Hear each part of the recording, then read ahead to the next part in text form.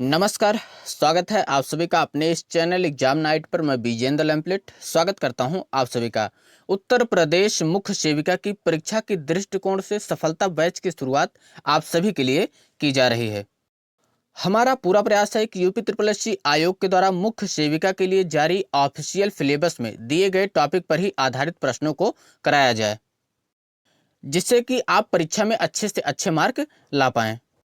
आज का जो टॉपिक है जनसंख्या विस्फोट, जनसंख्या वृद्धि नियंत्रण, ये आप सभी के सिलेबस में दिया गया है और आज के सभी प्रश्न जो है इसी टॉपिक पर होने वाले हैं।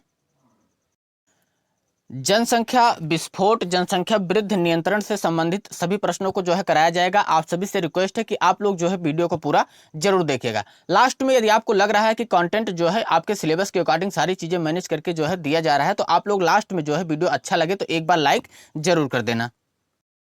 पहला प्रश्न आप सभी के लिए है कि जनसंख्या वृद्धि नियंत्रण का उपाय निम्न में से कौन सा है जिससे कि जनसंख्या वृद्धि के नियंत्रण किया जा सकता है। पहला ऑप्शन दिया गया है शिक्षा का प्रसार, परिवार नियोजन या फिर संतानों उत्पत्ति की सीमा को निर्धारण किया जाए या फिर उपयुक्त सभी। तो इसका जो राइट ऑप्शन होगा वो होगा उपयुक्त सभी, क्योंकि शिक्षा के प्रसार से भी जनसंख्या वृद्धि को नियंत्रण किया जा सकता है, परिवार नियोजन से भी और संतानों उत्पत्ति की सीमा का निर्धारण करके भी जो है हम लोग जनसंख्या वृद्धि को नियंत्रण कर सकते हैं। अगला प्रश्न आप सभी के लिए इंपॉर्टेंट है, क्योंकि देखिए भारत सरकार के व्यापक परिवार नियोजन कार्यक्रम किस वर्ष प्रारंभ किए गए हैं। परिवार नियोजन जो कार्यक्रम चलाया गया था ये भी जनसंख्या वृद्धि के नियंत्रण पर ही लागू होता है, तो ये प्रश्न भी आप सभी के लिए इंपॉर्टेंट है। ऑप्शन पहला दिया गया है कि 1950 में, 1952 में, 1966 या फिर 1974 में। इसका आपका जो राइट आंसर होगा वो होगा ऑप्शन 1952 में जो है परिवार नियोजन कार्यक्रम जो है भारत सरकार के द्वारा शुरुआत इसकी की गई थी।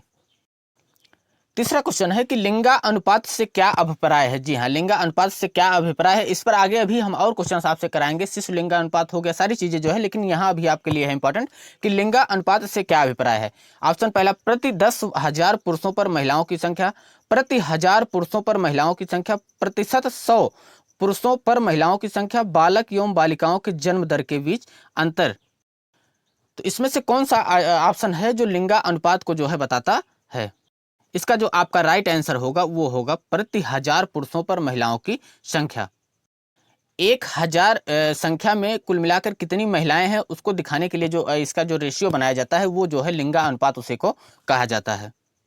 इंपॉर्टेंट प्रश्न आप सभी के लिए ये था कि लिंगा अनुपात से जो है कई बार क्वेश्चंस जो है और अदर्स परीक्षाओं में भी पूछे गए हैं। और मुख्य सेविका की जो परीक्षा है ये यूपी ट्रिपल एससी आयोग के द्वारा कराई जा रही है, इसलिए कुछ कथन भी आप सभी के लिए बहुत ही महत्वपूर्ण हो जाते हैं जो कि जनसंख्या वृद्धि के नियंत्रण से संबंधित हैं। यहाँ पर आप लोग देख पाएंगे किसने कहा है कि भारत जैसे क्षुधा पीड़ित देश में इतने बच्चों को जन्म देना जिनका समुचित पालन पोषण न किया जा सकता हो निर्दयतापूर्ण अपराध है। पालन पोषण से संबंधित भी क्वेश्चंस आप सभी को पता है कि सिलेबस में दिए गए हैं, ये भी पूछे जाएंगे। लेकिन ये जो कथन कहा गया है कि भारत जैसे क्षुधा पीड़ित देश में इतने बच्चों को जन्म देना जिनका जो है समुचित पालन पोषण न किया जा सकता हो निर्दयतापूर्ण अपराध है, ये आप सभी के लिए इंपॉर्टेंट हो जाता है कि ये कथन किसने कहा है। रविंद्रनाथ टैगोर ने या फिर गॉर्डन ने, टैवर्स ने, इंदिरा गांधी ने।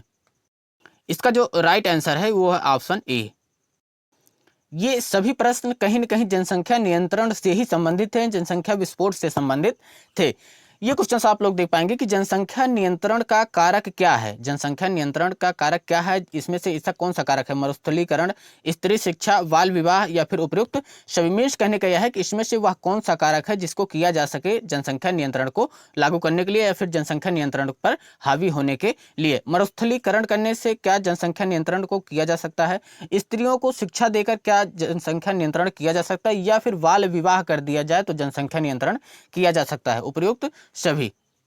इसका जो राइट आंसर होगा वो होगा स्त्री शिक्षा। देखिए कुछ लोग कह रहे होंगे कि बाल विवाह भी होना चाहिए। देखिए कह रहा है कि कारक कौन है, बाल विवाह करने से क्या जनसंख्या वृद्धि कम होगी, ये तो और ज्यादा हो जाएगी। इसलिए स्त्रियों को शिक्षा देना ही जो है जनसंख्या नियंत्रण का प्रमुख कारण माना जाएगा। इसमें से बालक की प्रथम पाठशाला है। जी हाँ, बालक की प्रथम पाठशाला, ये कहीं ना कहीं पूरे सिलेबस से आपका क्वेश्चन रिलेट करेगा। लेकिन जनसंख्या विस्फोट में भी चीजें, जनसंख्या वृद्धि में भी ये आपके लिए लागू होंगी कि बालक की प्रथम पाठशाला जो है किसे कहा जा सकता है या फिर कहा जाता है।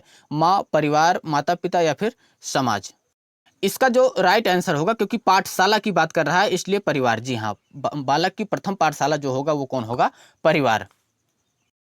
और करंट से संबंधित ये क्वेश्चंस आप सभी के लिए इंपॉर्टेंट हो जाएगा, क्योंकि देखिए कोविड-19 आया था, उसमें जो आपका जनसंख्या वृद्धि नियंत्रण से संबंधित क्वेश्चंस बनेंगे वो भी इंपॉर्टेंट हो सकते हैं। तो आप लोग ये क्वेश्चंस भी देख लेना कि कोविड-19 की रोकथाम में जो है ये विषय दिया गया था कि महिलाओं और लड़कियों के स्वास्थ्य और अधिकारों की सुरक्षा कैसे हो, इस पर जो है किस विश्व जनसंख्या दिवस का विषय है। विश्व जनसंख्या दिवस आप सभी का 11 जुलाई को मनाया जाता है और विश्व जनसंख्या दिवस में ही इस विषय को लागू किया गया था कि महिलाओं और लड़कियों के स्वास्थ्य और अधिकारों की सुरक्षा कैसे हो। ये किस जो है विश्व जनसंख्या दिवस को कहा गया था? विश्व जनसंख्या दिवस 2019 या फिर विश्व जनसंख्या दिवस 2020, विश्व जनसंख्या दिवस 2021 या फिर विश्व जनसंख्या दिवस 2022। इसका जो राइट आंसर होगा आपका option B is the right answer. विश्व जनसंख्या दिवस 2020 के जो है विश्व जनसंख्या दिवस पर ये चीजें कही गई थी। इंपॉर्टेंट क्वेश्चन आप सभी के लिए जनसंख्या से भी संबंधित है कि सबसे कम शिशु मृत्यु दर वाला राज्य कौन सा है? शिशु मृत्यु दर का मतलब यह है कि 1000 जो बच्चे हैं, जैसे कि मान लीजिए नवजात बच्चे हो सकते हैं, कि जो 1000 बच्चों में से ऐसे कितने बच्चे हैं जिनकी मृत्यु हो रही है, उसी को कहा जाता है कि शिशु मृत्यु दर। तो उसमें जो है सबसे कम वाला राज्य कह रहा है, जिसमें जो है शिशुओं की मृत्यु दर सबसे कम है, वो है केरल। केरल में जो है शिशुओं की मृत्यु दर सबसे कम है। और राज्य में बात करते हैं तो मध्य प्रदेश में जो है आपका सबसे ज्यादा होगा शिशु मृत्यु दर।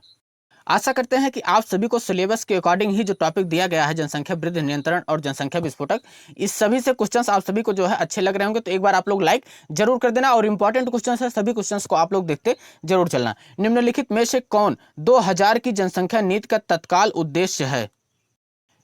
सन 2000 में जनसंख्या नीति जो है तत्काल उद्देश्य से लाई गई थी। उसका जो है उद्देश्य क्या रखा गया था? गर्भ निरोधक की जरूरतों को पूरा करें, या फिर स्वास्थ्य के बुनियादी ढांचों की जरूरतों को पूरा करें, स्वास्थ्य कर्मियों की जरूरत को पूरा करना।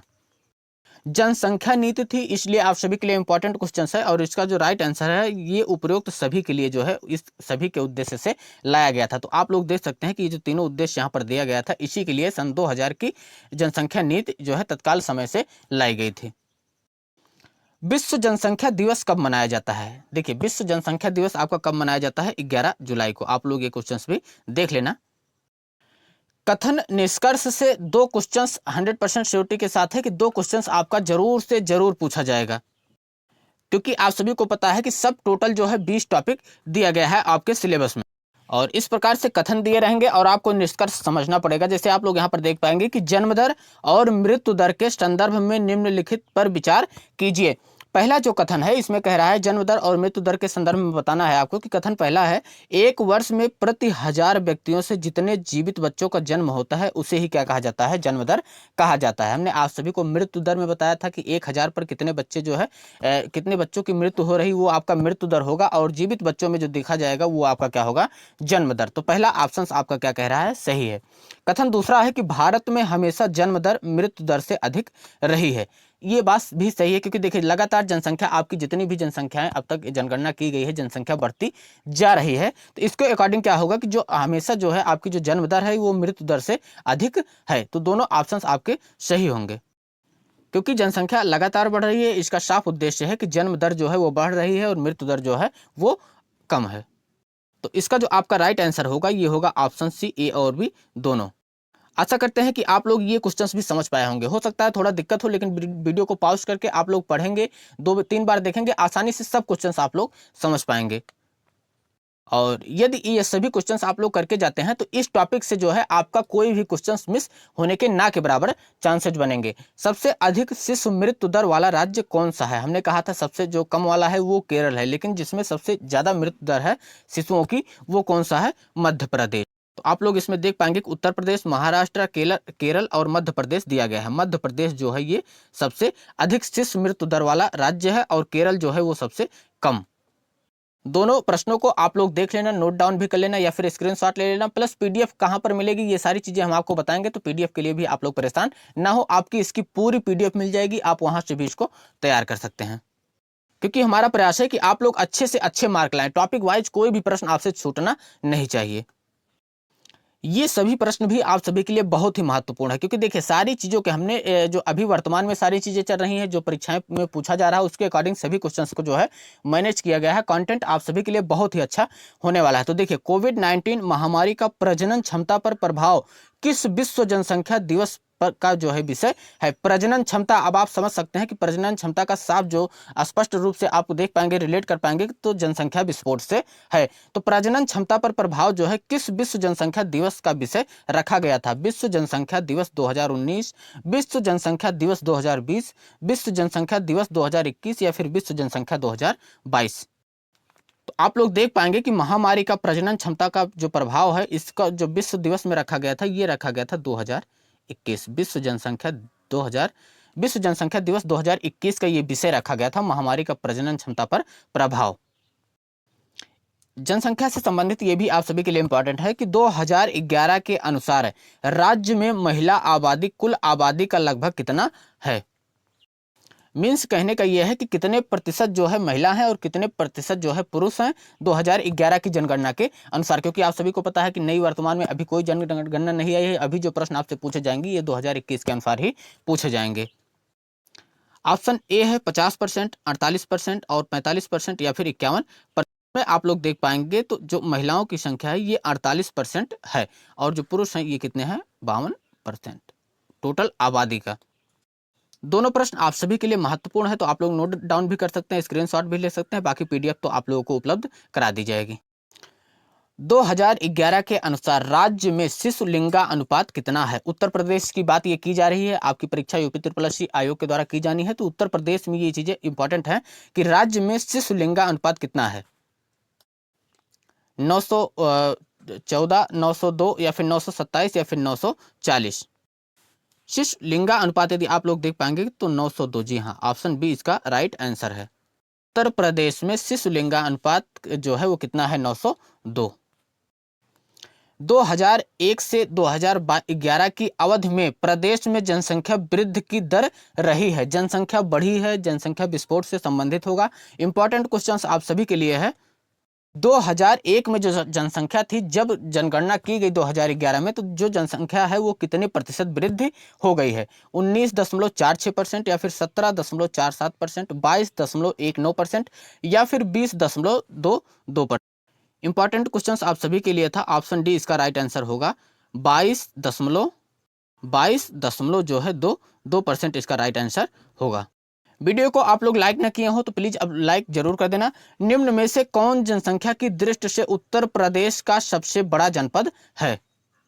अब यदि आप लोग जो है मुख्य सेविका के पद पर आप लोगों का चयन हो रहा है तो ये सारी चीजें आप सभी लोगों के लिए जानना बहुत इंपॉर्टेंट है, क्योंकि आप सभी का जो दायित्व होगा इस पद पर वो इन सभी के बारे में जो है जानने की इच्छा प्लस जो है जानने जागरूक होने की जरूरत है, जिससे कि आप सभी लोग जो है अपने जो इस प्रकार की थोड़ा उसमें दिक्कत आ गई थी रिकॉर्डिंग में। अब सब सही है, तो आप लोग इसका जवाब देने का प्रयास कीजिएगा कि जनसंख्या की दृष्टि से उत्तर प्रदेश का सबसे बड़ा जो जनपद है वो कौन सा है? मुरादाबाद, लखनऊ, इलाहाबाद, गाजियाबाद। मुख्य सेविका के पद पर आप सभी को जनसंख्या वृद्धि के नियंत्रण पर भी कार्य करना पड़ेगा। किस जनपद में कितनी जनसंख्या है, किस जनपद में जनसंख्या सबसे अधिक है, इन सभी को देखते हुए आपको नियम कानून सारी चीजें भी बनानी पड़ सकती हैं, क्योंकि आप सभी को पता है कि मुख्य सेविका के पद आप सभी के लिए कितना बड़ा पद होने वाला है। तो इस पर रहते हुए आप सभी को ये चीजें जानना बहुत आवश्यकता है कि जनसंख्या की दृष्टि से उत्तर प्रदेश का जो सबसे बड़ा जनपद है वो कौन सा है? मुरादाबाद, लखनऊ, इलाहाबाद या फिर गाजियाबाद। इलाहाबाद का नाम जो है प्रयागराज हो गया है, तो इसका राइट आंसर जो है वो प्रयागराज है। जनसंख्या की दृष्टि से जो है इलाहाबाद जो है प्रयागराज आप सभी का सबसे बड़ा जनपद होने वाला है।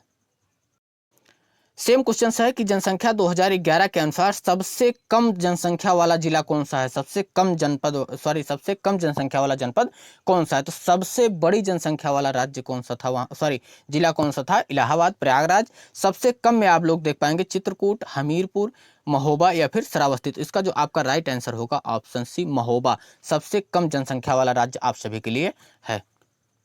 कहाँ पर जनसंख्या कितनी है, कहाँ पर जनसंख्या विस्फोट का प्रभाव सबसे ज़्यादा है, कहाँ पर जनसंख्या वृद्धि नियंत्रण की आवश्यकता है, सारी चीज़ें आप सभी की ऐसी प्रश्नों से स्पष्ट हो जानी है। तो आप लोग जो है वीडियो को लगातार पूरा वीडियो जरूर देखिएगा, प्लस कमेंट भी आप लोग कीजिएगा कि आपको किस टॉपिक पर ज़्यादा दिक्कत है, किस टॉपिक को आपको क्वेश्चंस की आवश्यकता है। सभी टॉपिक वाइज क्वेश्चंस आप सभी के लिए उपलब्ध करा दिए जाएंगे।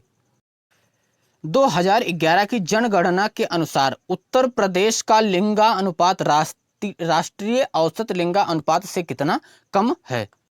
तो यहाँ पर आप लोग देख पाएंगे कि सबसे पहले आपको उत्तर प्रदेश का लिंगानुपात कितना है ये पता होना चाहिए, फिर उसके बाद आपको औसत लिंगानुपात जो राष्ट्रीय औसत है उसका पता होना चाहिए, फिर उसके बाद आपको डिफरेंस निकालना है। जो उत्तर प्रदेश का लिंगानुपात है वो 928 है। जी हाँ, हमने आपको 902 बताया था, वो शिशुओं का था। जी हाँ,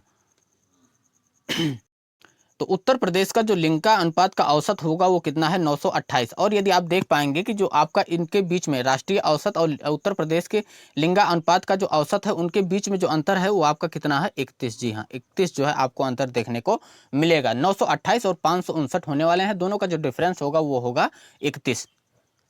तो आपको क्लियरली ये चीज़ें पता होनी चाहिए कि 2011 की जनगणना के अनुसार उत्तर प्रदेश का लिंगानुपात और राष्ट्रीय औसत लिंगानुपात में से कितना कम है, तो 31 जो है कम है। ये चीज़ें स्पष्ट हैं, यही क्वेश्चन आपसे पूछे जा सकते हैं। जनगणना 2011 के अनुसार राज्य में 10 लाख लोगों की संख्या वाले नगरों की संख्या है। मीन्स कहने का ये है कि उत्तर प्रदेश में ऐसे कितने नगर हैं जिनकी जो जनसंख्या है वो 10 लाख की है। मीन्स उस नगर में 10 लाख लोग रहते हैं। ऐसे कितने नगर हैं, 5 नगर हैं, 7 नगर हैं, 10 या फिर 11। तो आप लोग देखिएगा इसका जो राइट आंसर है वो है ऑप्शन बी, 7 नगर ऐसे हैं जिनकी जनसंख्या 10 लाख से अधिक है। और जनसंख्या से संबंधित, क्योंकि देखिए जनसांख्यिकी के बारे में मीन्स कहने का ये है कि जो जनसंख्या का निर्धारण किया जा सकता है, सारी चीज़ें काउंट की जाती हैं, उससे संबंधित है। तो ये क्वेश्चंस भी आप सभी के लिए इंपॉर्टेंट है कि जनसांख्यिकी के जनक कौन है, जीटी वार्था, जॉन ग्राउंट, हेनरी वाल्टर या फिर अलेक्जेंडर वान हम्बोल्ट। तो सबसे पहले आपको देखना है कि किसकी बात कर रहा है, जनसांख्यिकी की। तो ऑप्शन बी होगा जॉन ग्राउंट। जॉन ग्राउंट इसका क्या होगा, राइट आंसर होगा।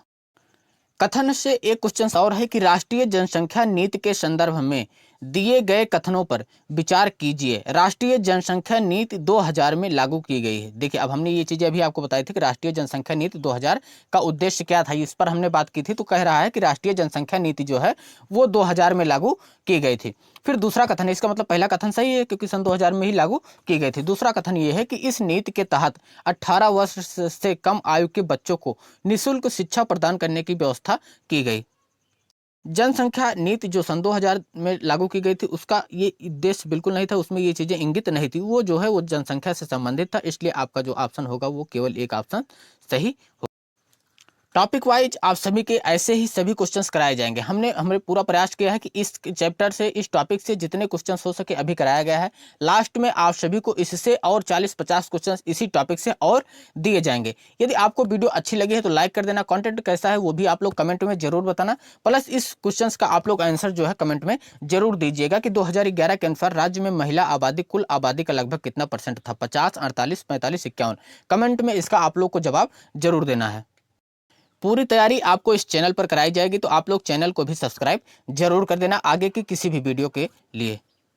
मुख्य सेविका के किसी भी वीडियो के लिए आप सभी का यह चैनल सबसे अच्छा चैनल रहेगा, क्योंकि देखिए टॉपिक वाइज सारी चीज़ें यहाँ पर स्पष्ट की जाएंगी, ना कि एक साथ आपको पूरा जो है वीडियो दिखा दिया जाए और एसएससी के क्वेश्चंस उसमें इंक्लूड कर दिए जाए। जो भी क्वेश्चंस होगा आपका मुख्य सेविका से संबंधित होने वाला है, आपके जो सिलेबस है उसी के टॉपिक पर आधारित होगा। तो आज के लिए इतना ही, धन्यवाद।